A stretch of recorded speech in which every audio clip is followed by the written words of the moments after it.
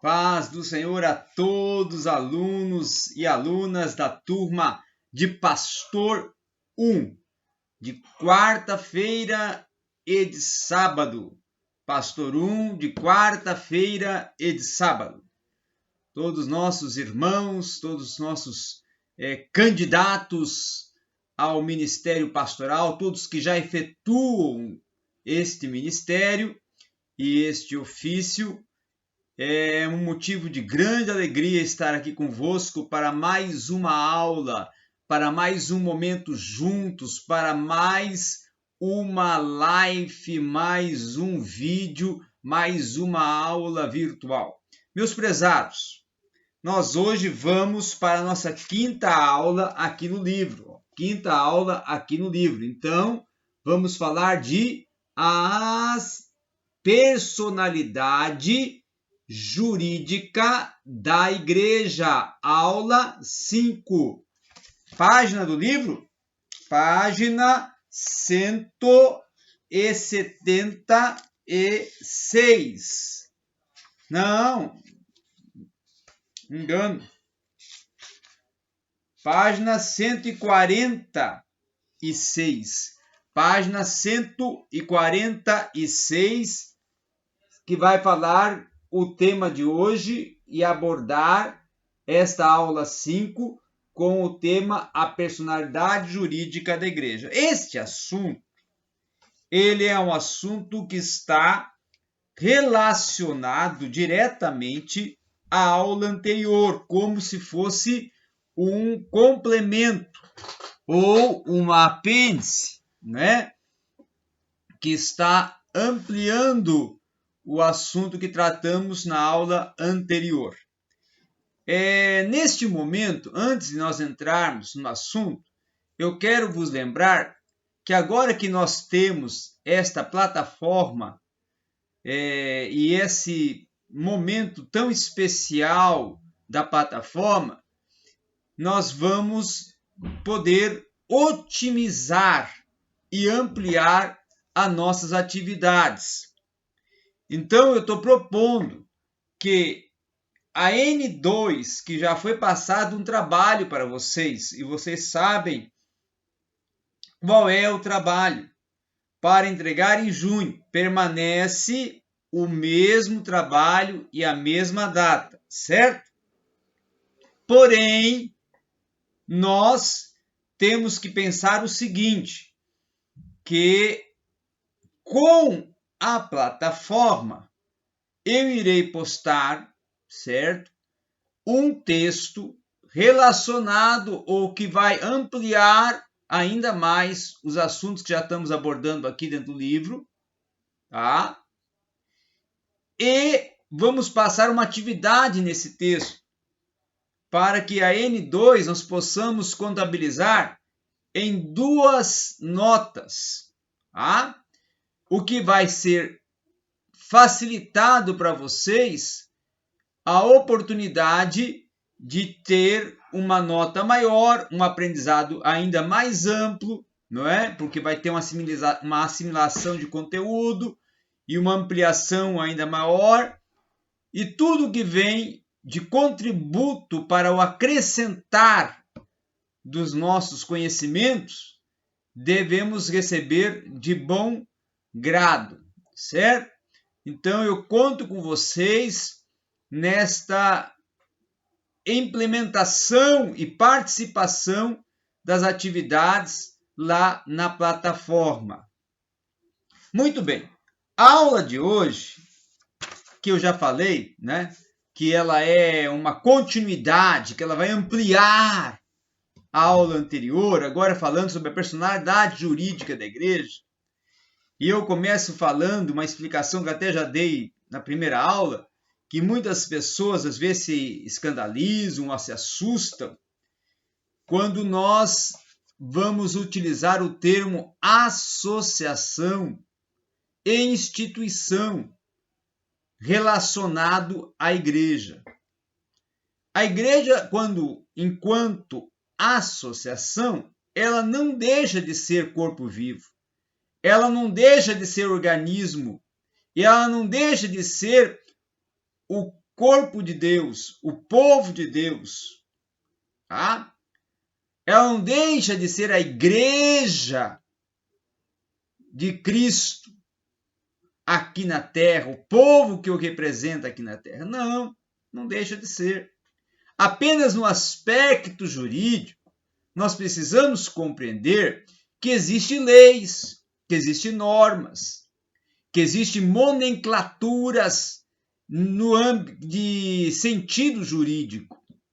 E dentro de uma nomenclatura de sentido jurídico, a igreja é compreendida juridicamente e ela vai entrar no quadro constitucional como associação, associações religiosas, que compreende não só a igreja, mas como pode até inclusive colocando aqui, fundações religiosas, né? Entidades religiosas, organizações religiosas, que vão se inserir no contexto das atividades da igreja. E como é que eu faço para que o poder público venha me reconhecer? Olha, eu sendo associação, eu tenho direito, enquanto associação, pela Constituição, como está aqui no Código Civil, na Lei número 10.406, de ser registrado e de ser reconhecido constitucionalmente, amparado pela lei. Mas, para isso, eu preciso seguir alguns critérios. Primeiro, eu tenho que ter uma sede própria. Isso é elementar. Não é? Segundo, além da sede própria, tem que ter uma diretoria. Tem que ter alguém que responde pela diretoria, no caso, um presidente. Não é? Um pastor presidente que vai responder pela diretoria. Também tem que ter os documentos, como a ata de registro de implantação desta igreja,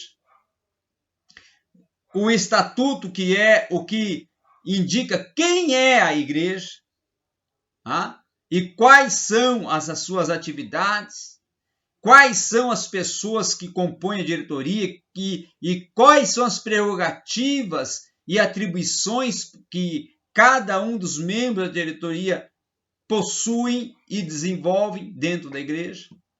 Quais são as atividades que a igreja desenvolve e quais são os desenvolvimentos litúrgicos e credo, todo sentido de quem é a igreja, no sentido não só histórico, mas funcional, está no estatuto. E o regimento, que vai dizer como que essa igreja funciona e quais são as suas diretrizes internamente. Como que alguém que ingressou à igreja e tornou-se membro tem que se, vamos dizer assim, contextualizar, tem que cumprir as normas, e essas normas e essas que são direitos e deveres estão no regimento, que diz quais são os vieses, os caminhos e os procedimentos que a igreja estabelece para aqueles que tornam-se membros dela. Também tem que ter para esse registro, além desses documentos, as cópias dos documentos pessoais dos membros da diretoria, que estão relacionados na ata de abertura desta igreja. E todas essas cópias autenticadas em cartório, e os membros da diretoria têm firma reconhecida em cartório, ou seja, as suas assinaturas sendo reconhecidas em cartório e tendo a validade jurídica que o cartório concede. E aí sim, eles tornam-se pessoas jurídicas e agora a igreja é constituída juridicamente e torna-se, então, oficializada pelo governo e pelas, vamos dizer assim, pelos órgãos públicos. Tá? Agora, além disso, já aqui na página de número 149, nós vamos ver ali CNPJ. O que é o CNPJ? CNPJ, de uma forma mais coloquial, é a identidade de uma empresa, de uma instituição, no sentido identidade jurídica, identidade no aspecto jurídico, pessoal, você tem o CPF, tá? Que é o Código Pessoal, ou Código de Pessoa Física, né? Agora, o CNPJ é o quê? Se o CPF é o cadastro de pessoa física, mas não é código, cadastro de pessoa física, e está lá o número do seu cadastro de pessoa física, o CPF, sendo o cadastro de pessoa física, ele é o que representa, o documento que representa você juridicamente. Não é? Agora, no sentido igreja, tem CNPJ. Por quê? Porque é uma instituição. E a instituição tem como documento que o representa juridicamente um CNPJ. Toda instituição, seja ela qual for, no sentido de segmento. E esse CNPJ, nomenclaturamente, vai ter qual nome? Cadastro Nacional de Pessoa Jurídica. Porque não é uma pessoa física, é uma pessoa jurídica. Então, Cadastro Nacional de Pessoa Jurídica.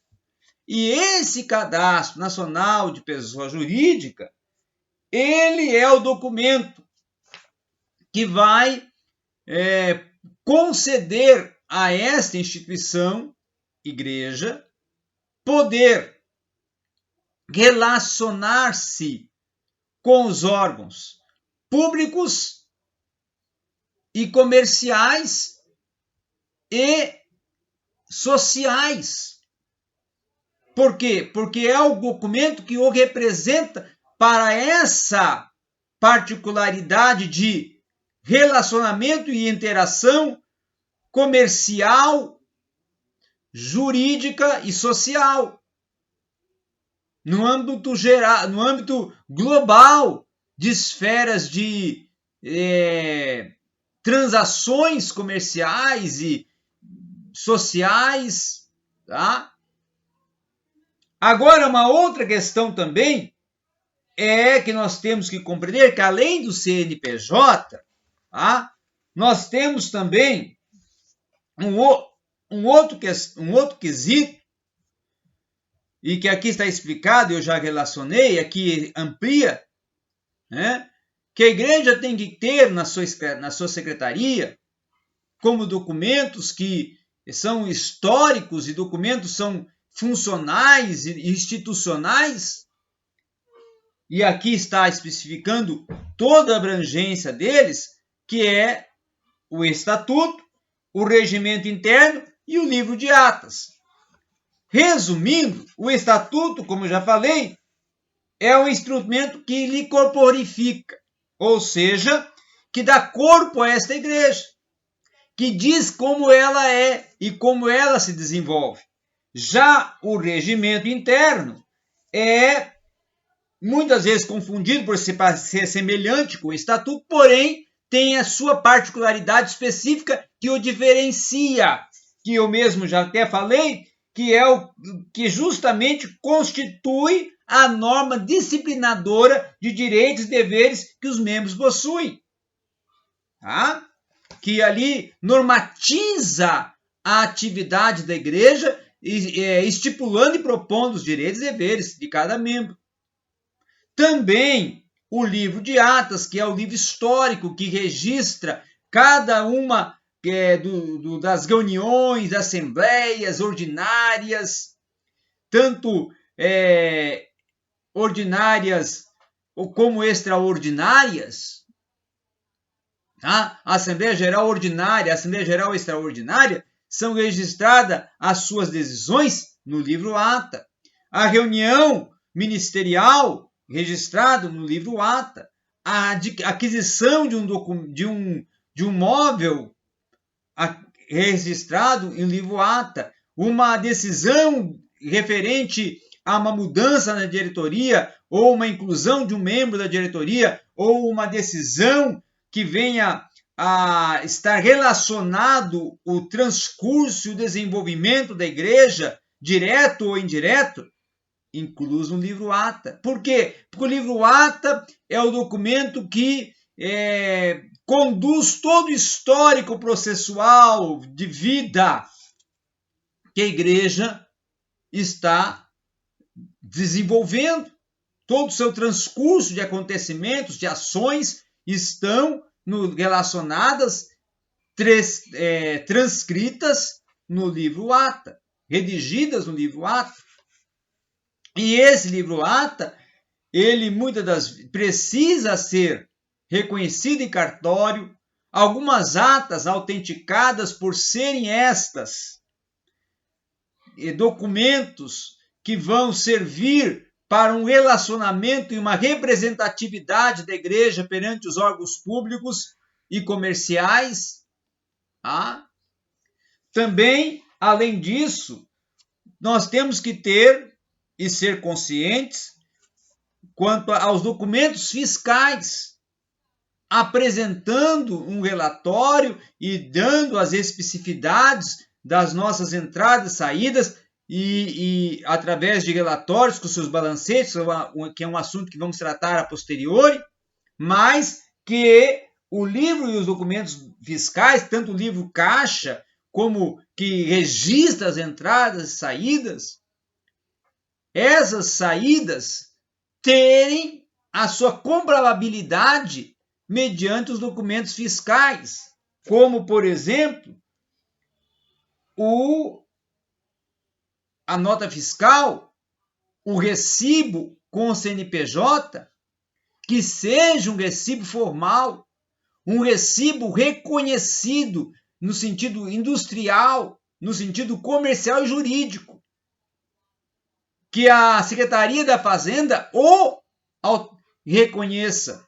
Por quê? Porque tem todo o endereço, todo o CNPJ, todas as transcrições e prescrições oficiais da indústria ou do comércio ou do local aonde foi efetuado a aquisição de uma mercadoria ou de um objeto ou de um equipamento, ou seja, outra coisa, para a igreja. Agora, uma outra questão para nós concluirmos a aula, são o que está aqui na página 156, que além do livro caixa, tem que ter, e as igrejas que já possuem, no caso, um corpo de funcionários, que são aqueles que atuam dentro das atividades da igreja e estão cumprindo uma atividade no sentido profissional, cumprindo horas, cumprindo todo um processual de atividades que resulta em um emprego, não é? Como sendo um secretário que dá expediente, um tesoureiro que dá expediente, ou qualquer outra atividade, como um zelador, como um segurança, ou qualquer outra função que a pessoa ali vai estar dando expediente na igreja. Tá? Sendo assim, tem que ter aí já o livro de inspeção de trabalho e o livro de empregados, que é justamente os documentos que vão identificar a legalidade dessa atividade empregatícia e das funções dentro da consolidação das leis de trabalho, da CLT, das normas que a CLT exige. Além dessa situação em questão, nós vamos ter também outros livros que a Secretaria tem que ter, como, por exemplo, o livro de casamento religioso com efeito civil, que é um assunto que vou tratar ainda uma aula à frente. Mas é preciso ter. Por quê? Porque as igrejas com novo Código Civil, muitas delas podem, no casamento religioso, cumprindo toda a norma proposta pelo cartório, este casamento poder ter efeitos cíveis, certo? E aí ter a função de um casamento civil também. Mas isso é um assunto que eu vou explicar à frente. Então a aula de hoje foi para nos ampliar, nos levar a outros ângulos da função administrativa dentro do contexto eclesiástico. E nós vamos ampliar muitos assuntos que nós temos entrada hoje, porque são assuntos que precisam uma maior ampliação. Mas para a introdução já deu para nos clarear a ideia e nos levar a novas realidades. Eu agradeço a oportunidade, estamos juntos, eu estou ansioso e orando, e creio que todos vocês estão, para ainda esse semestre voltarmos a ter aula presencial e podermos estarmos juntos, para que possamos assim desenvolver uma maior interação. Mas te convido, visite a plataforma e participe conosco de todas as atividades para avançar cada vez mais. Deus abençoe e até breve.